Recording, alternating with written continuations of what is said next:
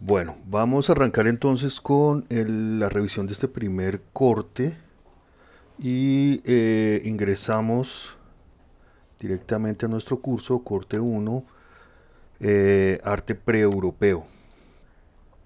Aquí una breve introducción a lo que se va a desarrollar, la metodología, los aspectos más destacados de este ejercicio. Pueden ingresar a la guía de aprendizaje, y aquí están las dos actividades que se van a revisar este primer corte. Entonces vamos con la primera, foro de participación 1.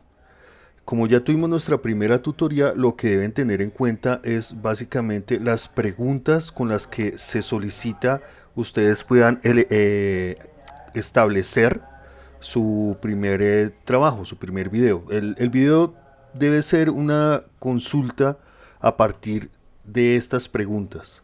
Ustedes escogen en qué orden las quieren solucionar, pero las preguntas deben ser resueltas en su totalidad. Entonces, como estamos hablando de un arte pre-europeo, no hablamos de Latinoamérica como les explicaba antes, no existe un Latinoamérica cuando hablamos de un arte pre-europeo en América.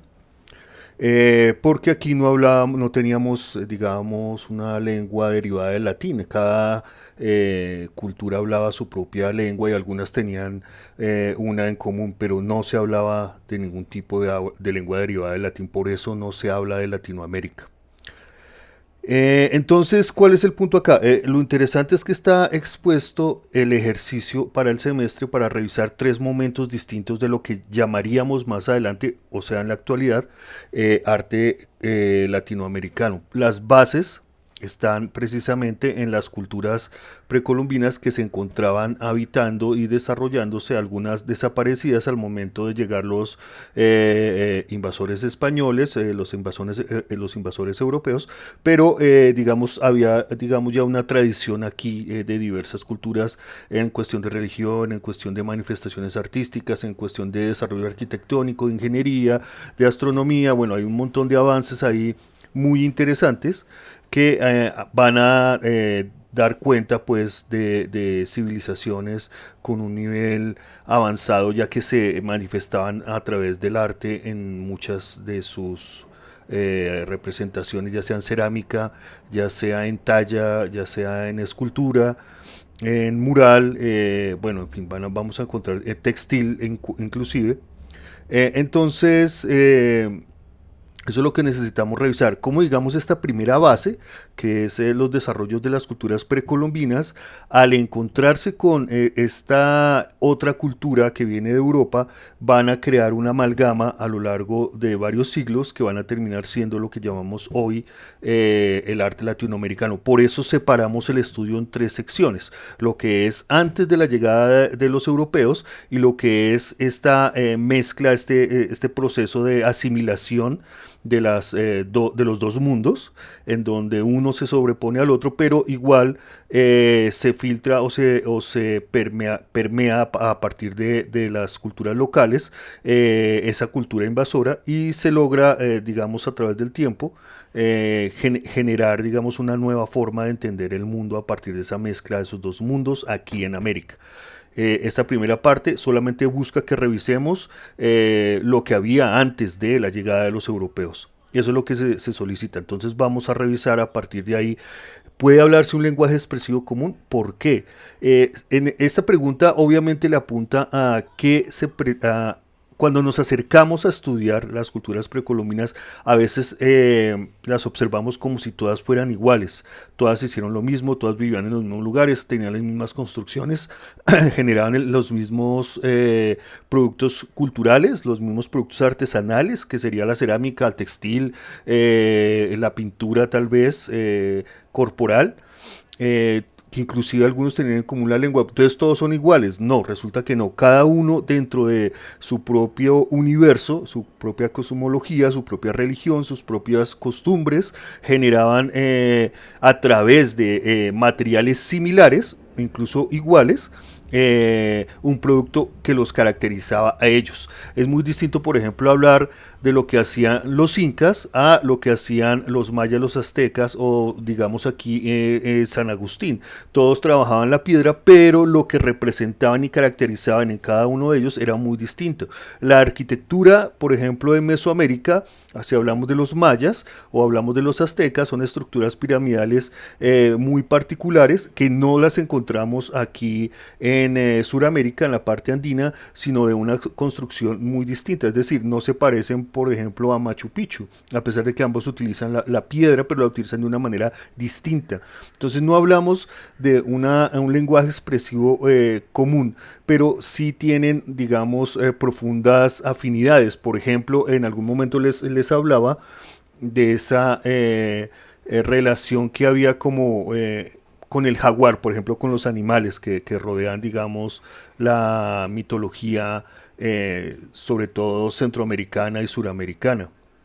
Se convierte en uno de los animales más importantes y más simbólicos que podemos encontrar representados a lo largo de las diferentes culturas porque es el depredador supremo en las selvas del Amazonas y Centroamérica. Entonces digamos que en muchas de esas culturas vamos a encontrar elementos comunes. Vamos a encontrar también que hay un estudio juicioso de varias de estas culturas acerca de las estrellas y digamos se le atribuyen digamos cosas buenas o malas dependiendo de la perspectiva de cada una de estas culturas. Entonces sí, obviamente vivimos en un mundo que tiene elementos comunes, pero digamos el cómo lo resuelve cada cultura es particular. Lo mismo la cerámica, la funcionalidad o lo estilístico particular de cada una va a ser, digamos, que se defina uno u otro fin para cada uno y los detalles con los que se va a resolver. Entonces encontramos elementos comunes, pero no necesariamente un lenguaje expresivo común. No en todo, no podríamos hablar que todo es igual y que todo es común, porque entonces estaríamos hablando de una unidad prácticamente que tenía un lenguaje expresivo común en todas las culturas y civilizaciones de América y eso no es cierto, no es tan cierto. La siguiente pregunta que deben resolver: ¿existe unidad cultural en el continente? Creo que es lo mismo que acabo de explicar, pero hablamos de un contexto un poco más amplio. Aquí hablábamos de un lenguaje expresivo común con respecto a las artes, pero aquí hablamos de un lenguaje cultural en un contexto mucho más amplio. Si las culturas se parecen, encontraríamos un caso para discutir, por ejemplo, entre los mayas y los aztecas, donde los mayas desarrollan un calendario, desarrollan unos hábitos, digamos, unas estrategias culturales y desarrollos culturales muy interesantes que los aztecas de alguna manera imitan, de alguna manera asimilan e imitan. Y encontraríamos un símil para ubicarnos a grandes distancias, para que lo entendamos de otra manera, lo que pasa con los griegos y los romanos. Cuando Roma domina, conquista y se apropia de los griegos, absorbe su cultura para sí mismos y la reinterpreta. Aquí pasaría algo similar. Encontraríamos que los aztecas en su relación con los mayas se apropian de su visión del mundo, pero obviamente la reinterpretan bajo sus propios términos y la plantean, digamos, dentro de sus propios términos. Entonces, a pesar de que encontraríamos a los mismos dioses con funciones similares, los nombres cambian y, como digo, las particularidades de sus funciones dentro de su cosmología también cambia. Asimismo, la representación y la finalidad que van a tener dentro de sus, digamos, necesidades culturales. ¿Cuáles fueron los temas y técnicas desarrollados? Aquí empezamos, digamos, a hablar ya de lo específico que va a distinguir a los unos de los otros. Entonces, dependiendo de la cultura que ustedes hayan escogido, vamos a encontrar que los temas y técnicas desarrollados, como hablábamos en la tutorial Tumbaga, por ejemplo, que es la mezcla de oro y cobre para darle otra calidad, digamos, al material que se está trabajando, pues va a tener, digamos, unos resultados estilísticos o, bueno, en el material, en los acabados del material, muy particular. Recuerden que aquí o en otras regiones se trabajaba el jade, se trabajaba el oro, se trabajaba la plata, se trabajaban las esmeraldas, algunas piedras preciosas, y que esto acompañaba, digamos, los atuendos de varios personajes o varios, digamos, estructuras sociales dentro de las comunidades indígenas americanas. Entonces, lo que vamos a encontrar acá es que cada uno no solamente desarrolla la técnica, puede aprenderla, puede, digamos, comercializar para aprenderla, que es lo que debemos revisar también, pero a su vez se apropia de condiciones locales y de concepciones, digamos, de su cultura, lo que tiene que ver con su religión y su cosmología, su entorno cultural. Habrá civilizaciones que se ubicaron en zonas más costeras y otras más al interior del continente, entonces eso influye en qué van a representar en sus manifestaciones artísticas, entonces hay que tener en cuenta eso. Lo siguiente, ¿cuáles fueron? Pues además de los materiales que ya mencionamos, ¿no? Entonces, las técnicas y los temas van ligados a varios aspectos para tener en cuenta, revisar. Les sugiero que cada uno de estos siempre pongan ejemplos, busquen muy bien libros sobre las culturas que escogieron para poder ubicar bien, digamos, esta información. La cuarta pregunta es cuáles fueron las condiciones geográficas, climáticas y de fauna que influyeron en su arte característico. Aquí van ligadas la número 3 y la número 4, porque los materiales obviamente son distintos, los materiales costeros para la pregunta 3 a los materiales del interior o a los materiales de la selva o al material de las montañas. Entonces muy probablemente en las playas no encuentren las piedras adecuadas, muy probablemente los que se encuentran al interior no van a encontrar los mismos animales que están habitando las costas, ni tampoco los de las montañas. Entonces hay que revisar muy bien esas condiciones climáticas que dan pie para ciertos cambios o ciertas particularidades. Si miramos, por ejemplo, los Nazca, las líneas de Nazca, voy a ponerles aquí un ejemplo. Líneas de Nazca, que las encontramos acá. Vemos que están montadas, están estos enormes dibujos montados en el desierto. Pero este desierto, según se puede ubicar, digamos, por los registros del lugar, no siempre fue un desierto. Antes era un lugar de cultivo, un lugar, digamos, muy bueno para vivir, para cualquier civilización.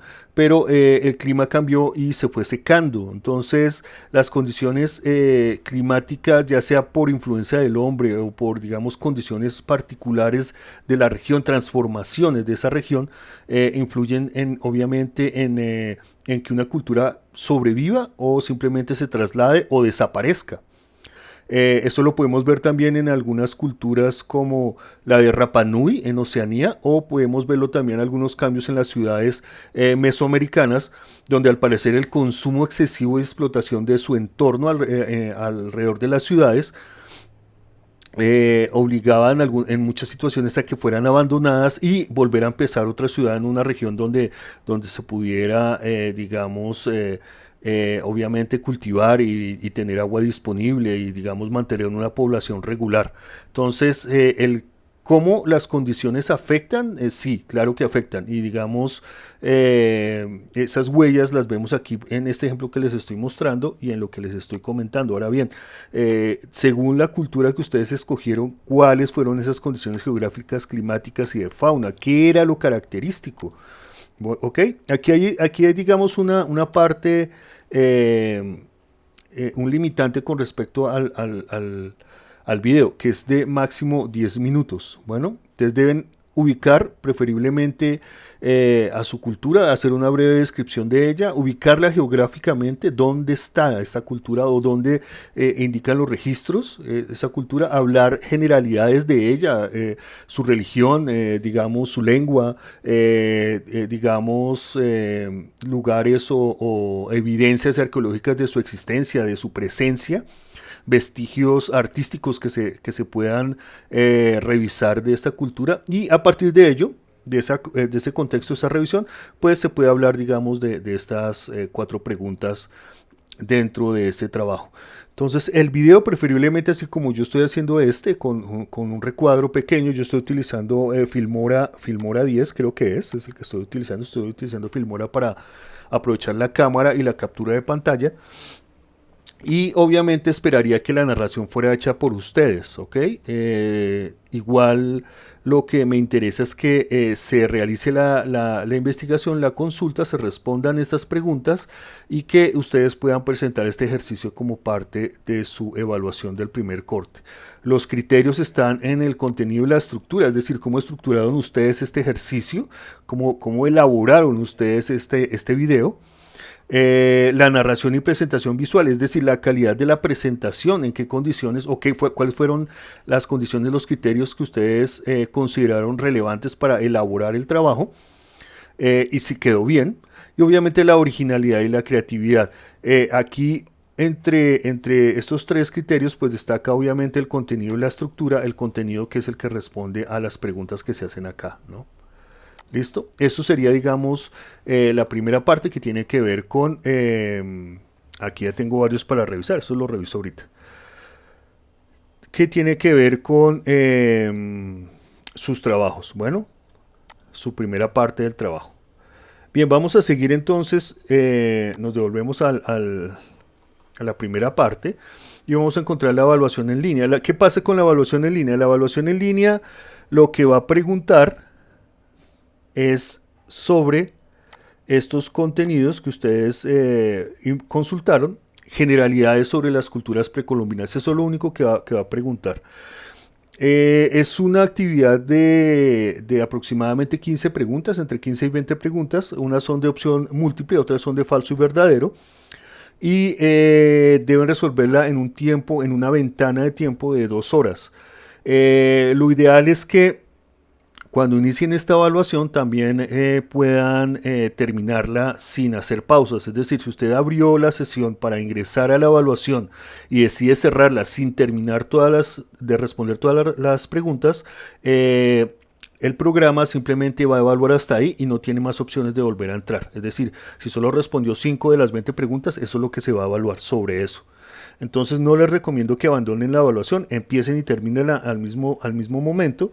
Les recomiendo entonces que utilicen un espacio donde sepan que tienen ese tiempo para resolverla. No está complicada, no es difícil. Y también disponen de dos días, tanto el domingo 8 como el lunes 9.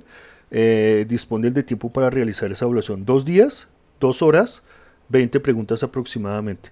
Este es el segundo punto que se va a evaluar, digamos, o la segunda estrategia para evaluar esta primera parte de historia del arte latinoamericano, ¿ok? Entonces sería eso por ahora. Esto es lo ideal para resolver este primer corte y nos vemos en la próxima.